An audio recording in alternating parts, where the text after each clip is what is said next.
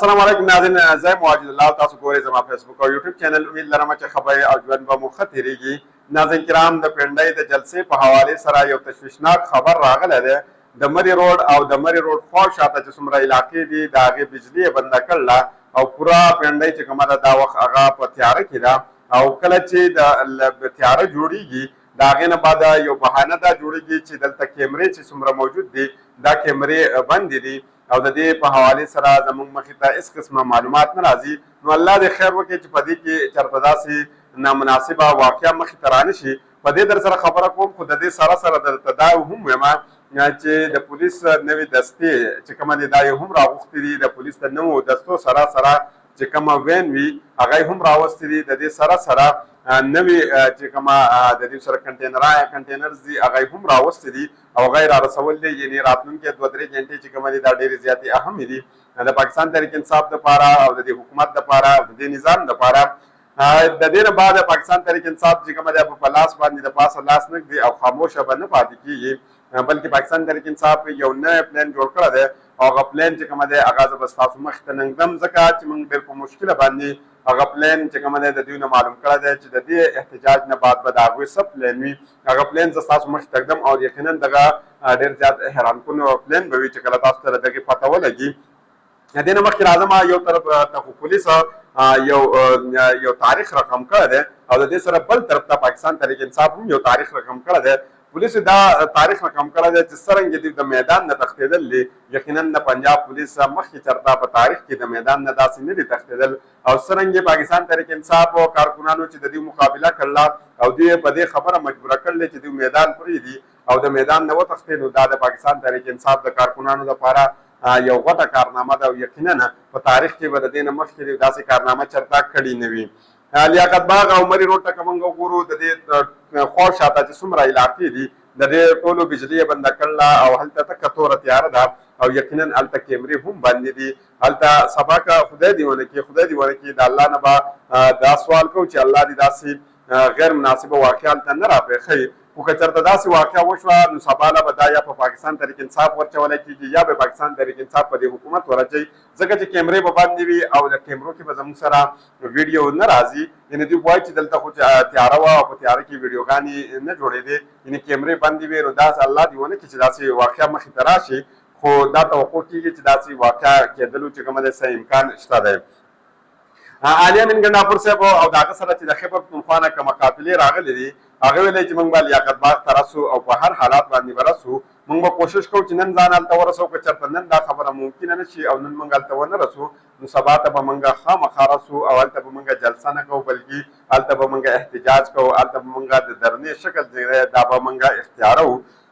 دا خو د عالی امین ګنډاپور صاحب د طرف نه پیغام دی. خو بل طرف ته موږ ګورو چې د پنډۍ کومه پولیس دی یا د پنجاب کومه پولیس دی هغې د راولپنډۍ چې کومه کچهرې ده په هغې باندې دوی دعوه کړله، هلته دوی ورننوتي دي او هلته د کاله کوټ چې کومه دی تور کوټونه چې کومه دي په وکلا چې کومه دي د هغې سره د دوی هاتهپایي شوده چې په هاتهپایي کې پولیسو ډېر زیات شیلینګ کړی دی او د هغې د وجې نه ډي اس پي حامد خان صاحب چې دی هغه زخمي شوی دی. او ګورو چې سبا د دې په حوالې سره چې کیس کله مخې ته کېښودلی شي نو دا وکلان به د دې وکله چې دي دا به د دې پولیسو سره څه کوي. نو د دې انتظار کوو. خو د دې نه مخکې درته یو بل خبر دا ستاسو مخې ته ږدم چې پاکستان تحریک انصاف کارکونان په پنډۍ کې چې څومره د پنډۍ داخلي او خارجي لارې دي، یعنې دا خبر تازه اوس راغلی دی او یقینا دا کنفرم نه دی 100%، خو دا خبر چې کومه دی زما مخې ته راغلی دی چې څومره د راولپنډۍ داخلي او خارجي لارې دي هغه اوس د پاکستان تحریک انصاف د کارکونانو په کنټرول کې راغلی دی او پولیسو میدان پرېښی دی او هغوی د هغه لارو نه تښتېدل دي. نو یقینا دا د پاکستان تحریک انصاف دپاره غټ خبر به ځکه وي که چېرته واقعي د دوی په لاس کې دا کنټرول راغلی وي نو دوی به ډېر په اسانه سره د پنډۍ ته داخل شي او دوی به ډېر په اسانه باندې لیاقت باغ ته ورسي. که موږ د 26 نمبر چونګي خبره وکړو نو دا ډېر زیات د اهم ځای دی، ځکه چې څومره کسان پنډۍ ته یا اسلام آباد ته داخلېږي او بالخصوصا د موټروی نه داخلېږي نو هغه په دغه 26 نمبر چونګي باندې داخلېږي او عالی امین ګنډاپور صاحب به هم دغه 26 نمبر چونګي ته رارسي، د دغې نه به هغه پنډۍ ته داخلېږي. نو دغه 26 نمبر چونګي ته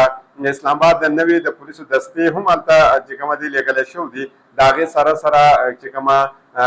وین وي کومه چې جلیان وین وی هغه هم هلته رسول دي د هغې سره سره د کنټینر هم رسول دي او د کنټینرو سره د سټډي والا چې کومه کارکونه د جوانان دي هغه هم هلته رسېدل دي خو که موږ مرید روډ طرف ته راشو دغه ته خو ګورو ځکه چې علامین ګنډاپور صاحب هلته رارسي بیا به هلته څه کېږي خو په مرې روډ باندې نه دوه کاره یو نون و او بل طرف ته جنون و نون وګټله که جنون وګټله یو طرف ته د مریم نواز صاحبه یعنې د نون حکومت او بل طرف ته د پاکستان تحریک انصاف جنون او یقینا د جنون د نون له داسې شکست ورکړی دی چې دا نون به همیشه دپاره دا شکست یاد ساتي د هغې وجه دا ده چې څرنګه د پولیسو دا میدان نن پرېښوده دی یقینا دا چې نن مریم نواز صاحبه دا فوټیجز وګوري نو د هغې دپاره به بذات خود دا هم ډېر زیات د حیران کونې خبر وي هغه به دا سوچ کوي چې څنګه موږ نظام زموږ سره و سیستم زموږ سره و څومره زموږ سره د ګورمنټ مشینرۍ وي د هغې باوجوده دوی دلته د یو څو کسانو مخې ته ناکام شو د دې یو غټ خبر دی هغه زه ستاسو مخې ته ږدم چې پاکستان تحریک انصاف په دې کې څه سټرېټیجي چې کومه ده دا اپناو کړې وه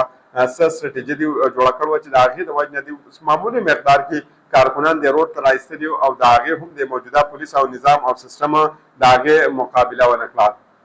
چې کله دې مقابله ونه کړه دوی د مرې روډ آس پاس یعنې ښکته پاره چې څومره مرې روډ دی لیاقت باغ دی د دې خوا شاته د دې اطراف ته چې څومره علاقې وې په هغې کې دوی بجلي بنده کړه او پوره پنډۍ چې کومه ده دا یې تیاره کړه چې څه نه څه هلته وشي خو د پاکستان تحریک انصاف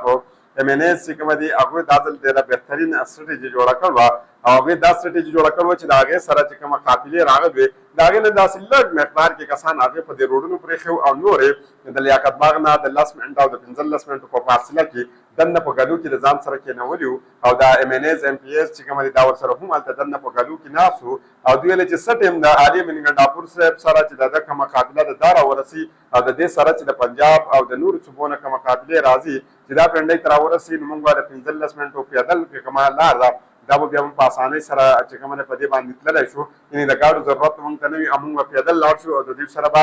ملګرتیا په کوم ځای کې وکړو په لیاقت باغ کې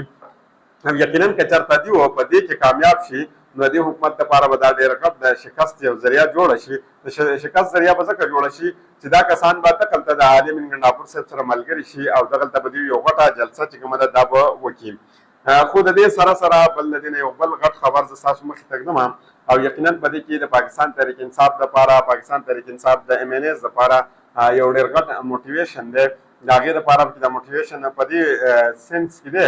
چې علیمه خان صاحبه چې کومه ده د دې شلینګ او د دې هر څه باوجود هغه او د دې پولیس د دې پستایت باوجود هغه کوم ځای ته رارسېدله هغه لیاقت باغ ته رارسېدله او هغه لیاقت باغ کې په دغه شلینګ کې ولاړه ده او هغې هلته یو پیغام ورکړی دی او په پیغام کې هغې ویل دي چې هېڅکله به موږ د دې شلینګ د یارې د وجې نه واپس نه ځو او د هغې وجه هغې دا ویل ده چې څرنګه دوی زموږ کورونو ته داخل شوي دي بیا زموږ په کورونو کې زموږ د زنانو بې حرمتي کړله زموږ د ماشومانو بې حرمتي کړله زموږ د سړو بې حرمتي کړله هغه دا هېڅکله هم نشي کېدی چې د دې شلینګ نه به موږ ویرېږو او موږ به واپس لاړ شو بلکې موږ به د دې شلینګ مقابله کوو موږ به د دې خلکو مقابله کوو د دې نظام مقابله به کوو او د دې پولیسو مقابله به کوو پاکستان تحریک انصاف نه طرف نه چې کومه نوی پلان جوړ شوی دی او هغه کومه پلان منظریاب باندې راغلی دی هغه پلان د پاکستان تحریک انصاف دا دی چې څرنګې نن دوی په پنډۍ کې احتجاج وکړو دارنګې احتجاج به د نن نه بعد یعنې په راتلونکي هفته کې به دوی دا په هر یو ښار کې کوي او بالخصوصا چې کومه غټ ښارونه دي په هغې کې به دوی دارنګې احتجاج کوي او دا احتجاج دپاره به نه دوی اجازت اخلي نه به د دې دپاره دوی ټایم چې کومه دی اخلي نه به د دې دپاره دوی د ځګي انتخاب کوي بلکې دوی به راوځي او اچانک به دوی په یو علاقه کې یعنې پلان به ورته د مخکې نه جوړ کړی وي خو د نظام د سیستم او د حکومت دپاره به دا یو اچانکي احتجاج وي او د دې احتجاج صرف او صرف مقصد به دا وي چې حکومت ته نظام ته سیستم ته دا خبره وښیي چې د پاکستان تحریک انصاف یعنې د عمران خان صاحب سره په دې وخت کې څومره خلک موجود دي څومره کسان د پاکستان تحریک انصاف سره ولاړ دي څونه کسان د باقي چې کومه نظام دی سیستم دی یا باقي چې کوم حکومت دی د هغې سره ولاړ دي نو یقینا چې د دې جلسې په حوالې سره یا د دې احتجاج په حوالې سره نور څومره معلومات دي هغه زه ستاسو مخکې ته ږدم خو فلحاله پورې په دې ویډیو کې دا هر څه وو نو بلې ویډیو پورې ماته اجازت راکړئ د الله په امان